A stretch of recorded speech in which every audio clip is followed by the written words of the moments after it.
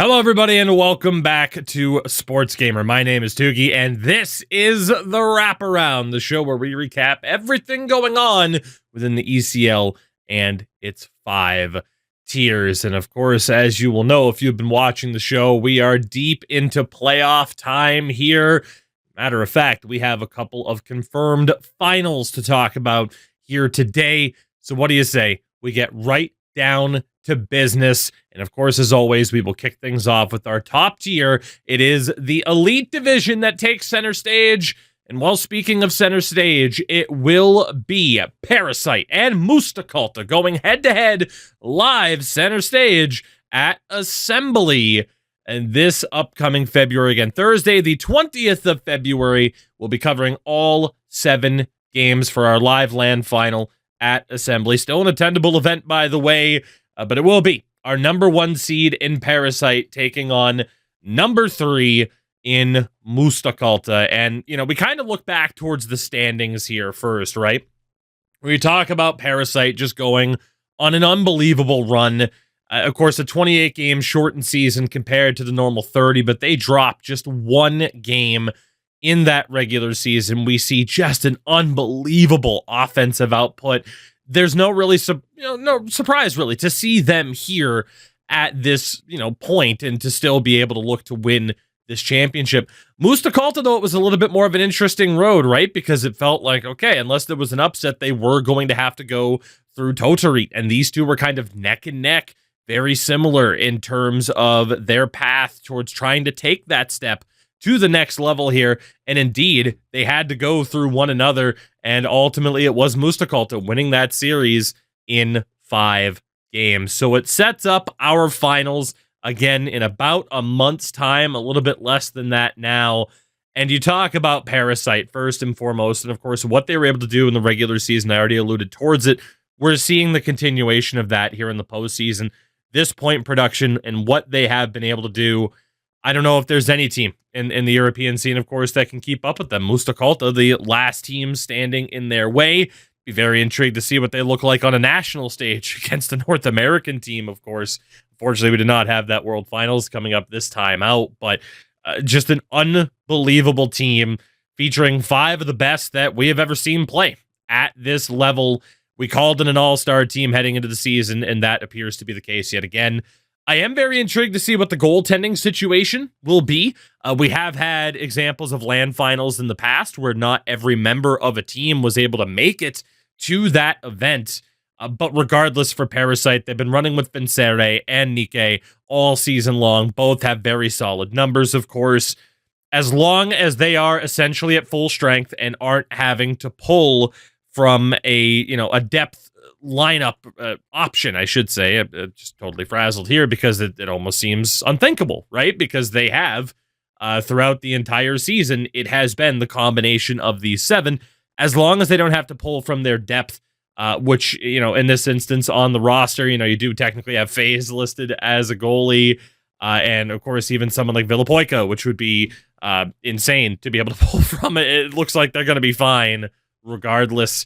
It's tough to see Mustakalta being able to pull off this upset, but it's not necessarily fair to just totally discount them and, what they have been able to accomplish this season, especially when you have someone in that lineup like Aro. And, whether it be myself, be Maja, Sin on the broadcast, we kind of talked about Aro's development from his days in Phila Academy. And, what a big pickup it was for Yippee Voskala to pick him up once upon a time. And now I feel like he is doing for this Mustakalta lineup what that old Yippee Voskala lineup was looking for him to do, which is just to be the guy, the goal scorer, and leading the way into a finals scenario. Obviously, the point production across the board isn't quite to the same level as what Parasite has been able to pull off, but it is a team that just does not go away. And with Latve in goal, we talked about it in the semifinal matchup between he and Stammer of Totarit, 2 of the young goaltenders in this league that are looking to kind of, or at least, maybe more inexperienced at this level, that are looking to take that step up into elite conversation. It was Latve and Mustakalta able to get the better of them in the second, or in the, technically the second round, of course, the semifinals. with only 8 playoff teams here in the Elite Division. So, obviously, again, for Voight and Matone, Totarit, our 2 semifinalists that were on the short end of the stick. Great seasons for them, but it will be Parasites and the members of that team looking to lock up another championship, their first as a full unit, against Mustakalta, looking to completely shock the scene. Of course, as well, we have to talk about the relegation battle, but before we do that, I want to throw it over to our Pro Division spotlight here as well, and then we will circle back. So when you talk about the Pro Division, of course, we have gone through the first couple of rounds, ultimately to the semifinals, where maybe the biggest story of the entirety of the ECL, regardless of any of the tiers, has to be SSK Esports, who have punched their ticket to the Pro Final, eliminating Otuksit in 7 games. This after, of course, pulling off the major upset over No Street Sports, who did have some lineup issues, of course, but regardless, you would have expected that to still be a win for No Street. It was not. SSK then eliminated Poggers, a team with plenty of Elite Division experience in that lineup, and now downing Otuksit to make their way to the final, whereas Blackbirds will be their opponent after eliminating Nova in 5 games. This Blackbird squad has just caught fire at the perfect time. They have lost just 1 game, or 2 games, excuse me now, this postseason. They only lost once to Eastman Valinta and then once to Nova after the sweep of Aspire in round number 1. It's just been a crazy, crazy run for both of these 2 teams, right? I mean, you look at Blackbirds, who were, 5th in Group 1, only 1 point ahead of Nova, 1 spot behind Otuksit, and SSK as well. Also a Group 1 team, made the playoffs by just 1 point over Exa and Vizio. It's just been a great run for both sides. That's really the only way for me to sum it up and describe it. And a lot of times that's what the playoffs comes down to, right? Is who can catch fire at the proper time to be able to make their way through the postseason. And now we know that one of these 2 teams are guaranteed to make it into the Elite Division next season. For SSK, in terms of what they've been able to accomplish this postseason, Zupe has really been the one leading the way. But of course, you do have even like the likes of Rubitus, who of course has been around for a really, really long time. They have the goal scoring, of course, 2 different guys at least 15 goals. And then, of course, the goaltending. We talked about Broken Rice all throughout this season, but Yante as well has played 8 games this postseason and has done a great job. So you're looking at 2 goaltenders where either way, it should be solid. The question is, can they continue to score these goals that they've been able to get out of, Zupe and Shabira? And if I'm incorrect on the pronunciation for that, apologies. But this is another one of those scenarios, right, where we talk about teams catching fire at the right time. We did not get to talk about Shibra, or I imagine it'd be close to Shibra, throughout the regular season, right? Wasn't someone that was consistently in the mix for top 10 in scoring or anything like that. And that's what makes the playoffs so fun, right? We had plenty of examples of high-end scorers on their teams not able to make it through these subsequent rounds. SSK have done so. But then on the other side for Blackbirds, often in talking about those players that were in the mix a lot, Almio, Sopali, Oli, these guys were players that were mentioned all throughout the season. And again, all 3 of these forwards are scoring at a very high pace this postseason. And Yerik in goal has been so good. So it's tough to, want to view SSK as underdogs yet again. They've been underdogs in every single series that they've been a part of, and they've been able to win. But it is one more very tall task ahead of them in the form of Blackbirds. Very excited for this series that kicks off this upcoming week. As a matter of fact, you're probably watching this before the action gets underway, if I'm not mistaken on that one. And I'm pretty sure I'm not, so there you go. But again, that is our Pro Division final. Blackbirds and SSK Esports going head-to-head. And it brings us back to the Elite Division postseason, because we have our relegation matchups nearly set in stone. We know, of course, that the winner of the Pro Division postseason automatically takes the place of the dead last finisher, the 16th place finisher in the Elite Division. So that will be either SSK or Blackbirds. The loser of that series will still have a chance to make it to the Elite Division. They'll be taking on the Fowlin Coal Miners. The winner of that series stays in Elite. And of course, the other two matchups are already set. Renascore and Otuxit, Roots Gaming, and Nova. A lot of times for these Pro Division matchups, you'll say like, oh man, it's tough to imagine these guys losing. I'm sure we're going to see more than one team up from Pro Division, and it doesn't happen like that as much as you'd nearly think. I mean, that jump to the Elite Division is gigantic. It's why, a run like Tota Reed had, or especially now a run like Mustakalta has had, has been so impressive, what they've been able to do in such a short amount of time.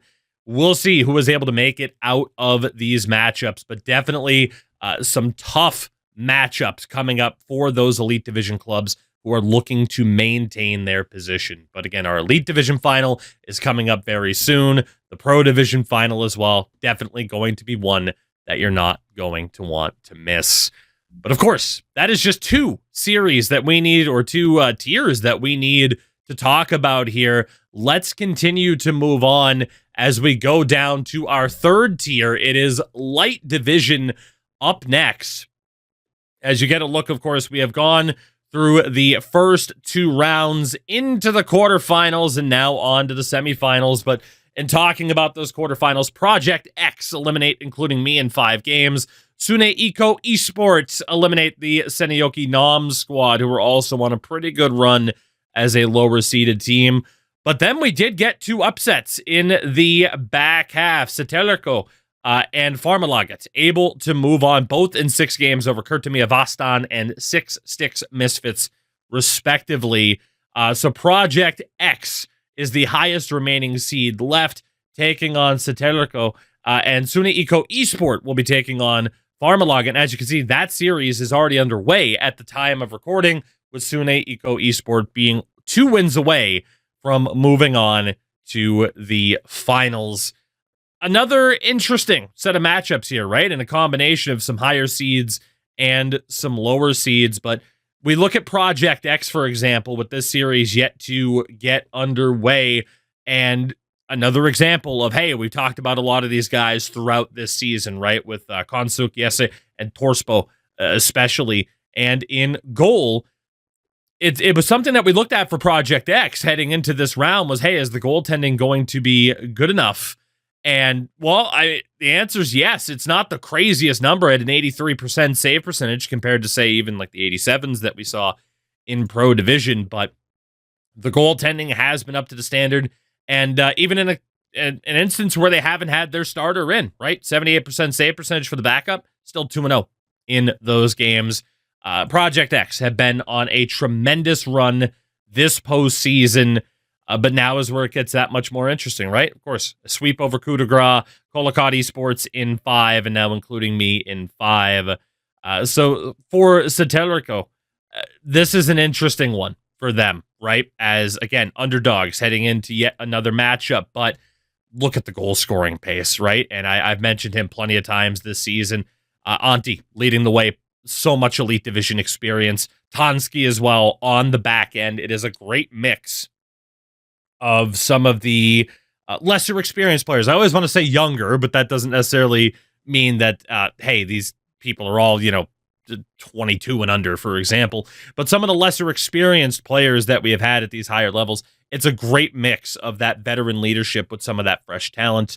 And of course, Yugi in goal at an 83%. You can't discount them. They've gotten the goaltending so far. They've gotten the high-end scoring, certainly. Project X need to be on their game for that one, or they could easily fall a little bit short of their goal.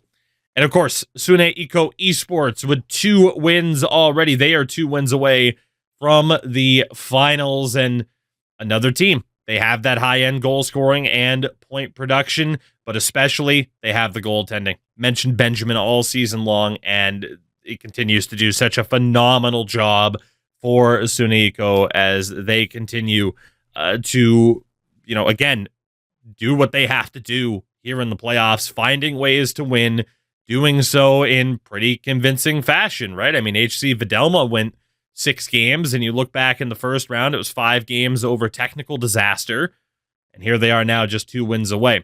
Farmalagat, though, they did get a win in that first, in that first set of games for this matchup here. Of course, as we've talked about, they've had to play a couple of people a little bit more often, I think, than they would have liked. Can they get that consistent lineup down? The goaltending, though, has been so stellar. So I think that's kind of the big thing to look at for the rest of this series. What members of this team are in the lineup and what team's defensive and goaltending structure is ultimately going to crack first, because they have two, if not the two best goaltenders left in this division. So again, that is the setup for our light division now in the semifinals. And of course, as we do for all of our series, once the finals are confirmed, we will be bringing the light division finals to you on broadcast as well. So 2 of those 4 teams will be in the mix by the time it is all said and done. That is 3 divisions down, 2 more to go. Let's throw it over to the core division here next. As again, of course, we have gone through the first 2 rounds and are now into the semifinal stage upon the conclusion of the quarterfinal matchups, as Silver Sword Griffins knock out HC Last Resort in 5 games. Latunukat with a sweep of the Carmadillos in, of course, those 4 games. Rusty X pull off the lone upset of the round as a lower seed. They knock out Tiki Taka in 6 games. And the Cost Wolves continue their strong push as they eliminate Turun Gasalit via a 4-game sweep. So we will have the number 1 seed Silver Sword Griffins, who, of course, as you can guess by that number 1 seed, have been so strong all season long. They will be taking on Rusty X in the semifinals. And you look at what they have done. Another example, Lotminx, Creatoris, and a bunch of these guys that we have mentioned throughout the regular season and now into the playoffs. And again, for Lotminx, 25 goals in 16 games is just so stellar. But the goaltending as well, still, it's good, right? 82% is still good. We're never scoffing at that, but that might be the one weak point, right? Where, hey, is there a team that can get to the goaltending, or is, the Silver Sword setup just a bit too strong? Perhaps, of course, the chances they're giving up aren't the most, frequent and, few and far between opportunities. It can be tough for a goalie to stay locked in. You look at Rusty X, and as I mentioned, they pulled off the only upset of that last round based on seeding. And in terms of the point production, it's good, but they were another team that have had to rely on their depth and some substitutes through this point in the playoffs. Silent in goal, though, 85%. In theory, they do have the goaltending that can equalize and that can hold them into this matchup with Silver Sword and give them the opportunity to win. They just need to have their consistent lineup, their best lineup in this matchup, and we'll see if that happens. For Latunukat, tough matchup for sure against the Cost Wolves. You take a look at what they've been able to accomplish so far this series, and this is ridiculous. You talk about some of the forwards not necessarily being able to keep that high point pace. 4 out of 5 skaters are at 40 points in 14 games as Hagen Hamilton continues to do such a good job in adding into that offensive production. Just absurd. Absolutely absurd for them. And of course, Hiatala in goal has that Elite Division experience in the past, 83%, incredibly strong. It's going to be tough for any team to try to hold off that offensive output that Latunukat can provide. You look at the Cost Wolves, though, and what they have done up to this point in the playoffs. And again, you do have someone like Marul, who has been great all season long. Free Skillers leading the way with 23 goals. A lot of depth has been used in the playoffs, and the goaltending has not been good enough. I like aspects of this Cost Wolves team. It's tough to blame any of the goaltenders when, you've had 8 skaters and all of them have played at least 4 games in the postseason thus far. Just Marul has played every single game in the playoffs so far. I don't put it past the Cost Wolves to be able to pull off this upset, but with those lineup inconsistencies, this might be a bridge too far for them to be able to handle a team like Latunukat, who have been off to just such a strong start this postseason. And I say start because, of course, we still have 2 rounds to go between the semifinals and the finals. But not giving any official predictions here, just some observations from this one broadcaster and commentator's perspective. Of course, last but not least, though, we have one more tier. It is our Neo division, our entry-level tier, of course, here at SportsGamer. Round 1 and 2 in the books. And then, of course, this week it was about the quarterfinal matchups, in which case we saw a 50-50 split in terms of upsets. The Fallen Rangers swept Hawks HC in 3 games. Salasioru over Nordic Knights in 4. But then we saw the Typhon Veterans get knocked out by the Vitapoya Vikings in a sweep. And the worn-out Wisemen in the battle of 5 versus 7, they ended up sweeping HC Wolves. So we still have our top 2 seeds in the Neo division going at it here. I've talked about Fallen Rangers so much this season, and big reason as to why guys like Sebko, Kiso, Zaki, Predator on defense. Again, the point production is just ridiculous. 31 goals in 9 games. I am excited to see what this lineup will do in a higher division. Should they choose to stick around here under the SportsGamer umbrella, because goodness gracious, like they're too good. They are too good for this tier. They might not win the championship, but that doesn't change, my viewpoint here. They are too good for this tier, and there's a lot of promise in this lineup. And of course, they've had some solid goaltending as well, not nearly to some of the heights that we've seen elsewhere. And again, there is a pretty big difference between an 87 and an 82%, but 9-0. So far in the playoffs for the Fallen Rangers. Sets up Vitapoya Vikings with a pretty tough task on their hands here in the semifinals, but they're not pushovers, right? They do have some very solid offensive production of their own. Lima's as well, 24 goals in 11 games played. But right here, the goaltending, save percentage at an 82%. Goals against average is only at a 2. They are going to have to find a way to stop that offensive onslaught that they are likely to see from Fallen Rangers. And then Salasioru against the worn-out Wisemen, of course, our other semi-final matchup here in Neo. Player that I mentioned all season long, Nick Kisuki, leading the way with 28 goals in 12 games. Good for 49 points all around. And of course, in goal, 81%, a 3 goals against average. Certainly not bad. There is room for improvement across the board. Of course, that's not just calling out the goaltending. That's calling out the defense in general. But so far, they have been able to maybe, in a sense, outscore some of their defensive inefficiencies. But against the worn-out Wisemen, will that be able to succeed yet again? Is that tactic going to work? It's another team, again, with solid point production amongst their 3 forwards. But this is the difference maker right here. Samito on an 88.8% with a 1.4 goals against average. Absolutely stellar goaltending and defense from the Wisemen in this postseason.